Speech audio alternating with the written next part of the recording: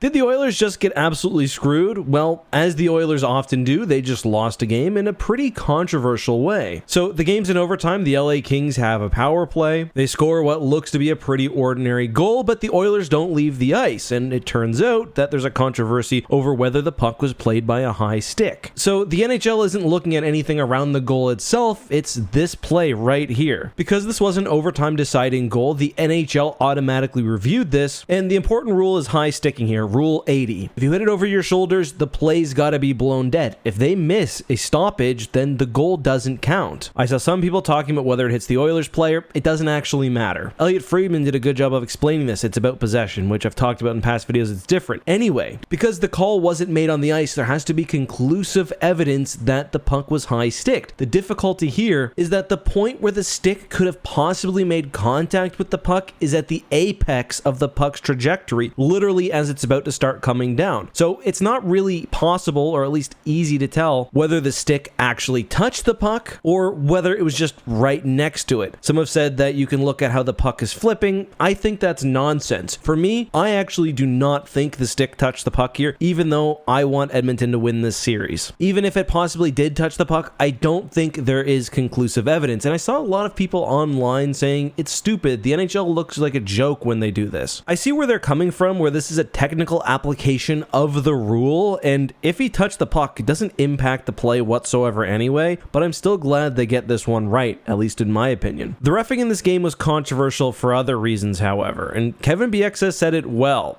Both teams were getting some bad calls. The Oilers, however, probably suffered from it a bit more. Early on, we have this moment between Nurse and Arvidsson. Initially, it was called a major for a knee-on-knee. It was brought down to a 2-minute minor later for tripping. I think this angle makes it pretty clear that Nurse did, in fact, trip Arvidsson, but I do also think Arvidsson may have played it up a little bit, but I don't know. The funny thing is that right before this, for some reason, Arvidsson shot a stick at the Oilers. So it ended up being a 4-on-4, at least until Ekholm would get a cross-checking penalty, making it 4-on-3. I don't really know about this one. The NHL, I think, does need to be more consistent about calling cross-checks, so in principle, I don't mind them calling this, but there was a lot of action both ways in that scrum. McDavid finally scored 2 tonight as well, and on one of the goals, we saw a very strange and stupid penalty from Draisaitl. He basically slaps Doughty with a stick after the goal, and I don't know, the NHL, I don't think, should be calling those. Hockey is like the chippiest sport ever. It's like designed to be that way. There's constant hitting, battles, it's short periods of extreme exertion. I think they just gotta let the emotions fly a little bit in the playoffs. Obviously, there's a line. I don't think this is past it. Although I will say, it feels like Draisaitl does stuff like this all the time, but maybe the Oilers diehard can confirm or deny my feelings on that.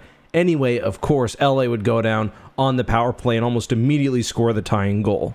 Yikes. Making it all worse for Oilers fans is the fact, of course, that, yeah, the final goal, not only was there potentially the missed high stick, but there was also a penalty on that. It was a slash, I think, whatever. So yeah, I don't think the Oilers got screwed, but they definitely had some unfortunate calls. However, the refs don't have a rule that only McDavid and Draisaitl can score. If I were the Oilers, that's what I would be spending my time being more concerned about. I don't usually put out 2 videos so close together, but I wanted to cover this. Make sure if you enjoyed this one that you watch my video on Patty Kane's night last night. I think it's a really fun one. Linked on screen right now.